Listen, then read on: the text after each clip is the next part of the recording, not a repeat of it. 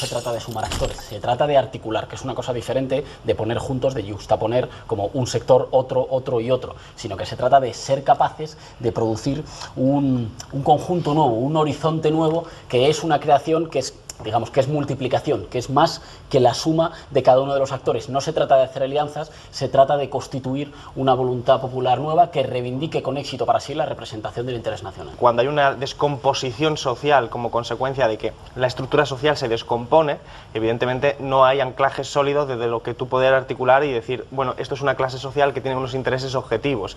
Y entonces eso es lo que ocurría en esos escenarios de transición, donde una estrategia populista puede canalizar todas esas demandas con éxito, pero surgen un montón de interrogantes que seguro que debatiremos después en términos de hacia dónde vamos. La premisa antes es aceptar que el discurso político no es lo que se dice de intereses ya constituidos en un terreno anterior, de intereses ya constituidos en la economía, en la geografía, en la sociedad, que no es expresión, sino que es construcción, que lo que se dice de las cosas produce sentido, que la política es fundamentalmente batalla por el sentido, y que esa batalla por el sentido se da con materias primas determinadas. Esas materias primas, si se quiere, funcionan como ingredientes, no predeterminan cuál va a ser la receta final, pero...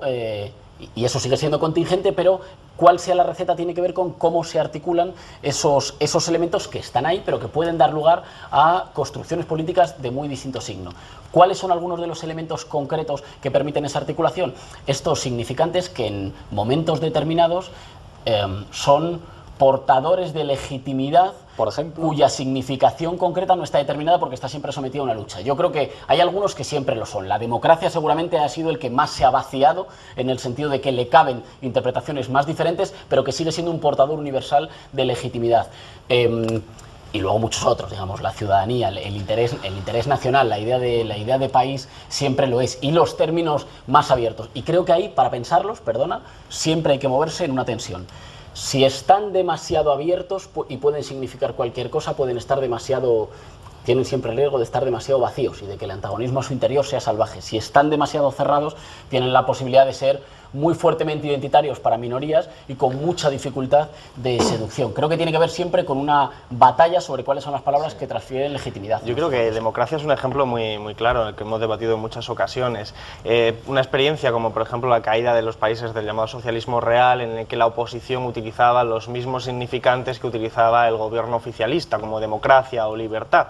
Creo que son elementos que están en disputa hoy en día, pero que en tanto que pueden concebirse como un espacio de continente donde caben un montón de interpretaciones posibles. Voy a poner un ejemplo: libertad.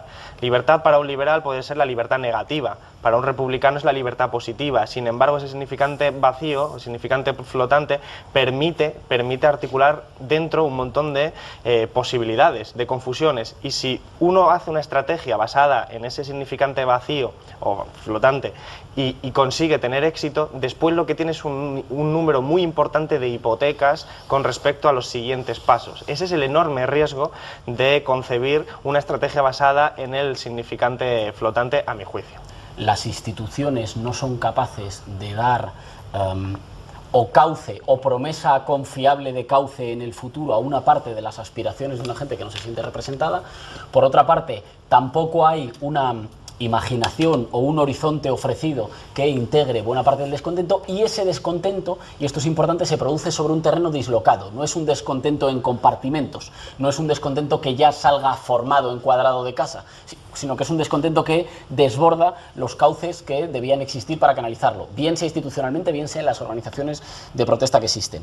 ¿Eso es una situación populista? Bueno, es posible, pero entonces tenemos que reconocer que eso es una intensidad que recorre siempre toda política, está siempre ahí, pero no necesariamente contraponiendo las contradicciones ideológicas. Sería, por ejemplo, absurdo tener que elegir entre, bueno, entonces yo qué prefiero, las experiencias socialistas o las experiencias populistas. Esto, porque que uno encuentre esto en el discurso de Mao, o que uno encuentre esto en el discurso de la Revolución Cubana, esto es un momento que recorre siempre todas las experiencias. Y claro, decía Alberto, claro, pero es que entonces, si todos los términos están siempre sujetos a la posibilidad de ser resignificados y el lazo social no está constituido sólido en algún sitio, sino que siempre está sometido a una disputa, claro, entonces, ¿qué hipotecas tienes para después? Todas pero como siempre las tienes todas. Quiero decir que eso es quizá la posibilidad como intranquilizadora del populismo. Está esa frase de Rancière, digo para incendiar un poco la mesa, esta frase de Rancière que dice... bueno, si algo tienen en común los viejos marxistas y los nuevos liberales es lo intranquilizador que les resulta el fantasma del populismo, la posibilidad de que la discusión política por la institución del sentido que se da en las sociedades esté siempre abierta. Y es verdad que eso nos remite siempre pues, a una indeterminación. Todo régimen se construye siempre invocando un pueblo nuevo, siempre, pero todo régimen, una vez constituido, dice váyanse a casa, regresen a casa, dejan que las instituciones operen. Y hay un momento de colapso en el que las instituciones y los relatos disponibles no dan más de sí y emerge, si hay posibilidad, a partir del descontento, una voluntad colectiva nueva. Uno de los aportes granchianos más interesantes son el de romper con la ortodoxia determinista, como decía al principio, económica, y aceptar que no solo está la contradicción capital-trabajo, sino que hay otra serie de contradicciones que operan al mismo tiempo.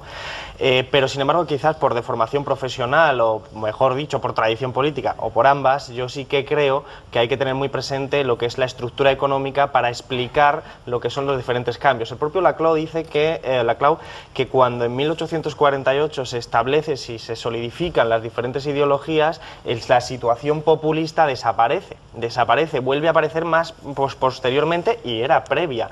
Pero, ¿qué estamos asistiendo a una situación populista? Yo pienso que sí.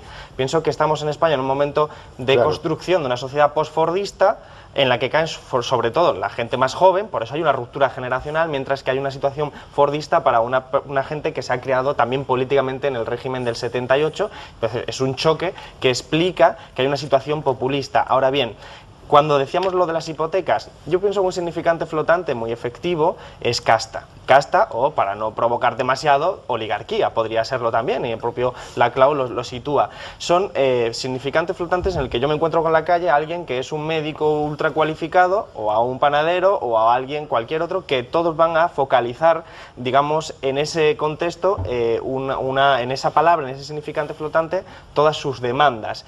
Sin embargo, es una hipoteca de cara al futuro, porque Podemos, ¿cuándo va a empezar a ser casta? ¿Quién define casta? ¿Dónde se ancla eso? Y al final el problema original yo creo que es que el populismo es una reacción en negativo. No es un proyecto en positivo, como podría ser el socialismo, al que uno va encaminado, sino que el populismo puede ser en estos casos entendido como una reacción de canalización, que puede ser muy exitosa, de demandas insatisfechas, pero que una vez has llegado tienes una serie de hipotecas que tienen que ver, por ejemplo, pues como decía Laclau, pues en las propias hipótesis, en una hipótesis que creo que no se cumple en España, que es la de sacar a la gente que estaba excluida políticamente e incluirla. Yo no veo que lo que Owen Jones llama los chaps estén votando en masa, ni siquiera, al menos todavía no lo estoy viendo, y sobre todo pues esa hipoteca de cara al siguiente paso a ganar. Al siguiente paso a ganar, qué es lo que hay que hacer y sobre todo en qué base social te vas a anclar tú, porque también tiene esa otra hipótesis del liderazgo de un líder fuerte que también va a condicionar mucho, digamos, los pasos posteriores.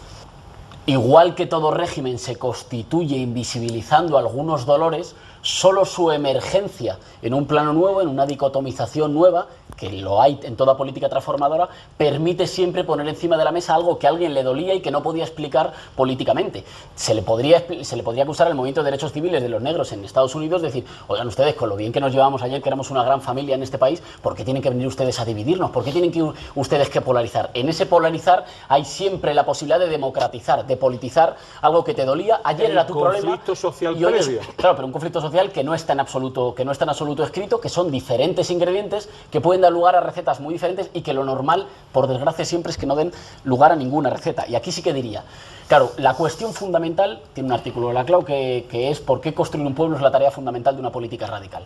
La cuestión fundamental siempre es cómo agregar del descontento o de los diferentes dolores una voluntad unitaria que además pueda reclamar para sí un horizonte de universalidad, y esto es lo que pone nervioso de nuevo al liberalismo y al marxismo. Al liberalismo porque querría haber cancelado la historia. Se acabó. Cualquier reivindicación de lo universal es totalitario.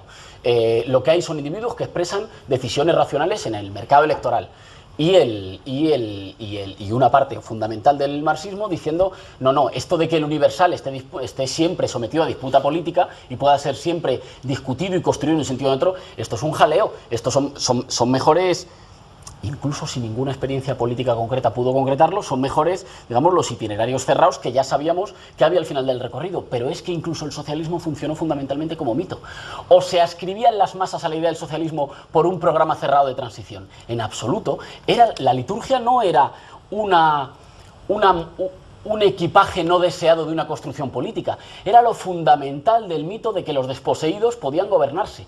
Y por tanto, las canciones, los símbolos, las banderas, las promesas de un horizonte diferente eran lo que construyeron una promesa fundamentalmente dicotómica. Fundamentalmente, la única diferencia es que la historia se podía acabar. Había un momento en el que una clase determinada podía... como era una clase universal, estaba destinada al liberarse, terminar con la historia. Y me parece que este enfoque lo que dice es, hay una parte fundamental de la política, que es el conflicto, que está siempre ahí, que no se soluciona nunca y que tiene siempre, digamos, dos momentos, y con esto cierro. Un momento de péndulo, un momento de ruptura y emergencia de lo popular, de una voluntad nueva, y un momento de institucionalización y de canalización vertical. Y efectivamente, ninguna sociedad vive siempre en ruptura. Yo pienso que cuando se están acabando las certezas previas y las seguridades, emerge siempre una brecha de oportunidad en una sociedad que busca protegerse. Eso es lo que Polanyi teoriza en su libro La Gran Transformación y en otros, y es lo que creo que ocurre cuando se salta la modernidad y entonces cuando Marx dice aquello de todos los sólidos se disuelve en el aire, y creo que es un momento en el que estamos viviendo ahora. Se están acabando las certezas, eso en nuestra crisis orgánica que diría Gramsci, crisis de régimen que diríamos nosotros, significa que hay una cosa que se llamaba clase media o que se autoidentificaba a la gente como clase media que está perdiendo sus seguridades, sus certezas, y entonces se abre una brecha de oportunidad en la que se resignifica todo, pero el origen último de eso es que el capitalismo en su ida hacia adelante le sobran ahora mismo lo que habían sido las conquistas sociales, la sanidad pública, la educación pública, le sobran para intentar seguir avanzando hacia adelante como en esos hámster en una rueda, y eso es lo que abre la oportunidad, pero la respuesta tiene que siempre responder a la cuestión económica, lo que decía en la campaña de Clinton, no es la economía estúpida, hay que responder cómo producir, cómo distribuir y cómo consumir. Gracias, Alberto. Rejón, tu minuto. Bueno, qué gusto poder discutir estas cosas, y gasto 3 segundos en decirlo. Ni la guerra es la continuación de la política por otros medios, ni la política es la continuación de la guerra por otros medios, sino que la política es esa actividad de institución y de disputa por construir sentidos que nos expliquen cómo vivimos en común, a qué cosas tenemos derecho y qué posiciones ocupamos cada uno. En esa guerra por determinar quién ocupa qué posiciones, la hegemonía es efectivamente esa capacidad siempre de un sector particular de construir y encarnar un interés universal, una idea universal que siempre es trascendente. Eso tiene que ver, me parece, siempre con la construcción de un horizonte que tiene una parte siempre constituyente, que es un horizonte de pueblo, que es la posibilidad de la recreación de un pueblo. Cuando eso además es conducido por sectores que habían tenido un papel hasta entonces subordinado o subalterno, para los privilegiados siempre es tumulto, siempre es caos, siempre es jaleo y siempre es miedo. Eso es porque les asusta ese momento democrático, de expansión democrática que tiene la irrupción de lo plebeyo.